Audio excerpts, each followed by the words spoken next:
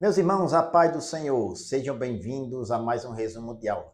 Nesse vídeo iremos resumir a lição 5, que tem como título Uma Perspectiva Pentecostal de Missões. Se você ainda não é inscrito no nosso canal, se inscreva, curta, compartilhe, utilize os nossos vídeos na evangelização enviando para uma pessoa que você conhece. Vamos aproveitar a temática para utilizar os meios que temos disponíveis, inclusive os nossos vídeos, para evangelização. E Deus possa o abençoar em nome de Jesus.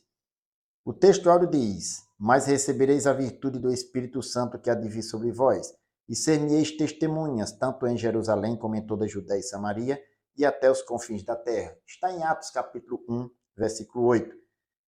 Verdade prática: o Espírito Santo derramado no Pentecoste é o mesmo Espírito que Deus deseja derramar de novo na igreja da atualidade. A leitura bíblica em classe encontra-se no livro de Atos dos Apóstolos, capítulo 2, versículos do 1 ao 8 e os versículos 14 ao 18, que nós não iremos ler, mas iremos comentar no nosso resumo. A palavra-chave é pentecostal. Nesta lição, nós temos 3 objetivos específicos, a saber: apresentar uma perspectiva pentecostal de missões, explicar a obra missionária após o Pentecoste e enfatizar a dependência do Espírito Santo na obra pentecostal de missões. Uma das características do movimento pentecostal é sua paixão por evangelismo e missões. Nesta lição, nós iremos ver algumas características desse movimento e a atuação dele na atualidade, ou melhor, a atuação do Espírito Santo através do movimento pentecostal no seu trabalho de evangelismo, missões e implantação de igreja. É o que nós iremos ver aqui e enfatizar o trabalho do movimento pentecostal nestes dias atuais. Nós iremos para o nosso esquema resumo e ele fica disponível no final do nosso vídeo. Primeiro ponto, uma perspectiva pentecostal de missões. O número 1, somos evangélicos. Os pentecostais, ou nós pentecostais, nós somos evangélicos porque enfatizamos e defendemos os princípios em comuns com os outros evangélicos. Esses princípios estão pontuados aqui, alguns pelo nosso comentarista: o compromisso pessoal com Jesus, a autoridade bíblica e o apelo de anunciar a Cristo. São princípios que temos em comum. Esses princípios nós também defendemos o que enfatiza a reforma protestante. Dentre eles estão a autoridade das Escrituras, a salvação pela fé e o sacerdócio universal dos crentes. Nós temos esses princípios em comum e defendemos, enfatizamos também estes princípios. Em 1 Coríntios capítulo 12, versículo 11, o apóstolo São Paulo ele diz a respeito dos dons espirituais: mas um só e o mesmo Espírito é quem opera todas essas coisas, repartindo particularmente a cada um como quer. O mesmo Espírito que opera nos demais evangélicos, em todos os evangélicos, né, a respeito da defesa, da ênfase nos princípios da reforma e dos princípios bíblicos, também opera com os pentecostais. E nós enfatizamos os princípios em comum que temos com os evangélicos, os princípios enfatizados na reforma protestante. O número 2, somos pentecostais. Além de sermos evangélicos, nós poderíamos dizer que somos evangélicos pentecostais, porque enfatizamos e defendemos a experiência do Espírito Santo que ocorreu no início da igreja primitiva, no dia de Pentecostes, lá em Atos 2, mas não parou por ali. O livro de Atos é um livro também histórico, que narra a história da igreja. E a ênfase do Espírito Santo, ou melhor, a descida do Espírito Santo no dia de Pentecostes, Lucas registra também outros eventos ao longo do seu livro que é semelhante ou usa termos, ou os mesmos termos de Atos capítulo 2. Em Atos 2, 1, a partir do versículo 1 até o versículo 4, o escritor sagrado ele registra dizendo que, cumprindo-se o dia de Pentecostes, estavam todos reunidos no mesmo lugar. De repente veio do céu um som, como de um vento veemente e impetuoso, e encheu toda a casa em que estavam assentados. E foram vistas por eles línguas repartidas como que de fogo, as quais pousaram sobre cada um deles. E todos foram cheios do Espírito Santo e começaram a falar em outras línguas, conforme o Espírito Santo lhes concedia que falasse. A expressão cheio do Espírito Santo no texto e o expressar ou falar em outras línguas é repetido por Lucas em alguns eventos ao longo do livro de Atos. Desta forma, a experiência do Pentecoste ou do Espírito Santo no dia de Pentecoste perpassou a história da igreja. E a mesma experiência continua nos dias atuais. Jesus, ele ainda batiza com o Espírito Santo. Continua a fazer o que fez no passado na igreja e ao longo da história nos dias atuais. Em Mateus capítulo 3, versículo 11, o profeta João Batista testemunhou a respeito de Jesus dizendo, ele vos batizará com o Espírito Santo e com fogo. É o mesmo Jesus que batizou no passado, batiza na atualidade. Nós enfatizamos, somos pentecostais porque cremos e enfatizamos a experiência do Espírito Santo não ficou restrita ao dia de Pentecoste, mas Jesus, ao longo da história e nos dias atuais, continua a batizar com o Espírito Santo. O número 3, contribuições pentecostais às missões. Nós poderíamos dizer que somos evangélicos pentecostais e uma das contribuições que os pentecostais têm dado às missões é sua ênfase no papel do Espírito Santo na atuação da igreja para fazer missões. Em Atos capítulo 13, versículo 2, o versículo 1 e 2, nos diz que na igreja de Antioquia havia profetas e doutores, a saber, Barnabé e Simeão, chamado Níger, Lúcio Cirineu, Manaém, que fora criado com Herodes, o tetrarca, e Saulo. Verso 2, e servindo eles ao Senhor e jejuando, disse o Espírito Santo, apartai-me a Barnabé e a Saulo para a obra que eu os tenho chamado. Note que o Espírito Santo aqui expressa a sua vontade, mostrando que ele é uma pessoa, diferentemente de algumas interpretações dizer que o Espírito Santo é uma energia ou uma força ativa. Não, o Espírito Santo é a terceira pessoa da Trindade. E ele aqui expressou a sua vontade, falando para aquela igreja, disse o Espírito Santo, apartai-me a Barnabé e a Saulo para a obra que eu os tenho chamado. Note a ênfase que dá aqui ao papel do Espírito Santo em separar missionários para a sua obra. Em Atos capítulo 16, versículo 6 ao 10, o versículo 9 especificamente, diz que Paulo teve de noite uma visão em Troade, que apresentava-se para ele um varão da Macedônia e lhe rogava dizendo, passa a Macedônia e ajuda-nos. Note que o Espírito Santo, além de separar missionários, é ele que direciona os missionários a fazer a obra. A partir do versículo 6, os missionários, eles foram, ou melhor, os apóstolos missionários foram impedidos de pregar em alguns lugares e direcionados a ir para outros lugares pregar o evangelho. O papel do Espírito Santo é importante. Sem o Espírito Santo, a igreja não faz missões. Sem a presença do Espírito Santo, a direção do Espírito, é impossível fazer missões. Nós afirmamos, portanto, que defendemos os princípios que os evangélicos também defendem e também enfatizamos o poder, ou melhor, que é indispensável o poder do Espírito Santo na obra missionária. Dessa forma, além do compromisso pessoal com Jesus, da autoridade bíblica e do apelo de anunciar a Cristo aos povos, os pentecostais enfatizam a presença do Espírito Santo em toda boa obra. O segundo ponto, a obra missionária depois do Pentecostes. O número 1, a causa da obra missionária da primeira igreja. A descida do Espírito Santo no dia de Pentecostes é o evento que impulsiona a obra missionária da igreja do primeiro século.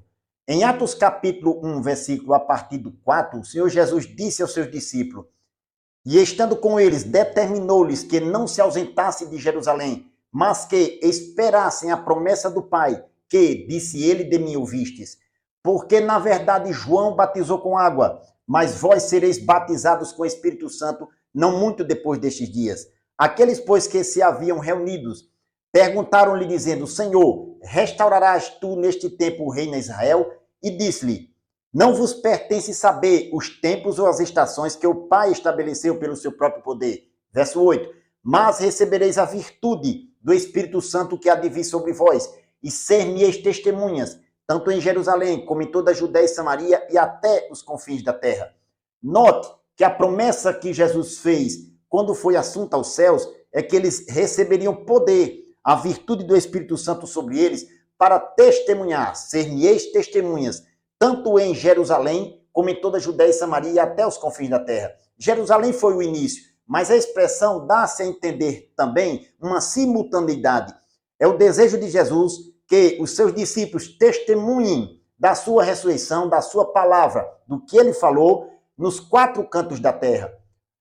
Assim, no século I começou o movimento missionário e perpassou toda a história da igreja e continua nos dias atuais. O número 2, a expansão missionária da primeira igreja.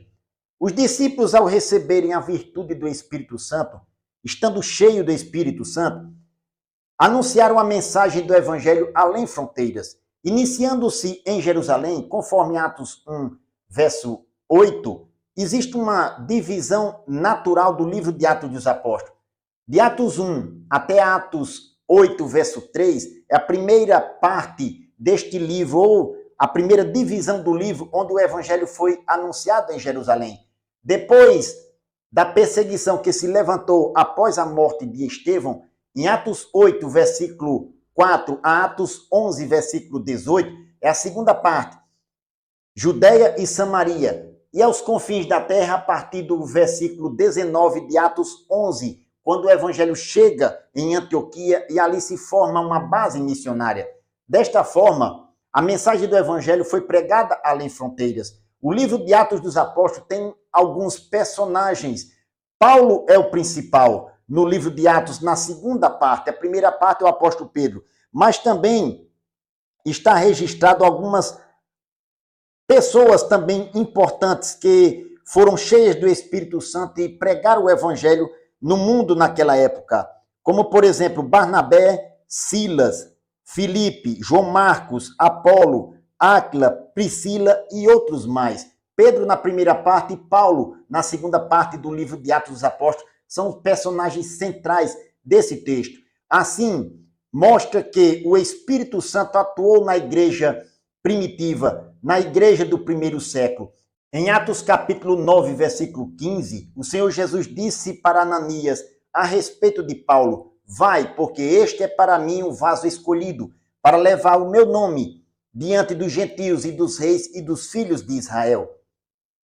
O número 3, Deus não faz acepção de pessoas.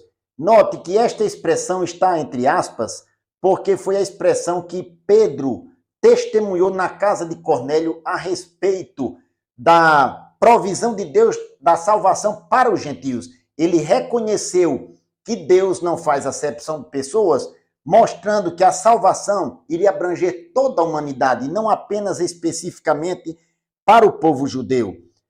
Assim, ele reconheceu que todos os seres humanos são alvo do amor de Deus. Em Atos capítulo 10, versículo 34, está esta expressão de Pedro, que Pedro testemunhou na casa de Cornélio. Reconheço por verdade que Deus não faz acepção de pessoas.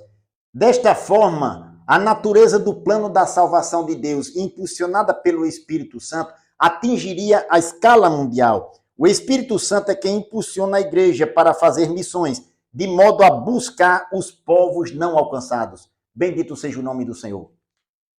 O terceiro ponto, a função do Espírito Santo na obra de missões. O número 1, a função do Espírito Santo na obra de missões. Estão entre as funções do Espírito Santo na obra missionária: ungir, inspirar, separar e enviar pessoas, missionários, para fazer a sua obra. Estes princípios nós vemos também na pessoa do Senhor Jesus, que foi ungido pelo Espírito Santo a fazer ou cumprir a sua missão aqui na terra. Em Lucas capítulo 4, versículo a partir do 16, nos diz o escritor sagrado a respeito de Jesus, que, chegando a Nazaré, onde fora criado, entrou num dia de sábado, segundo o seu costume, na sinagoga, e levantou-se para ler. E foi-lhe dado o livro do profeta Isaías, e quando abriu o livro, achou o lugar em que estava escrito: o Espírito do Senhor é sobre mim, pois que me ungiu para evangelizar os pobres, enviou-me a curar os quebrantados do coração, a pregoar a liberdade aos cativos, a dar vista aos cegos, a pôr em liberdade os oprimidos, a anunciar o ano aceitável do Senhor. Até o versículo 19. Note que o Senhor Jesus ele foi ungido pelo Espírito Santo e esta profecia foi a de Isaías capítulo 61. O que era para nossas Bíblias na atualidade? Isaías capítulo 61 se cumpriu aqui, Lucas mostrando na pessoa do Senhor Jesus, que foi ungido pelo Espírito Santo com a missão específica. O Senhor Jesus foi ungido pelo Espírito Santo para o exercício do seu ministério. O número 2, o Espírito Santo capacita para a obra. É o Espírito Santo quem escolhe e envia missionários. Conforme nós citamos anteriormente, em Atos capítulo 13, versículos do 1 ao 3, o Espírito Santo disse: apartai-me a Barnabé e a Saulo para a obra que eu os tenho chamado. Note que o Espírito é quem separa neste momento Paulo e Barnabé para a obra missionária, para a obra que os tenho chamado, disse o Espírito Santo. Uma característica marcante da igreja em Atos dos Apóstolos é a ação do poder do Espírito Santo na vida da igreja. O número 3, Deus age por meio do Espírito Santo.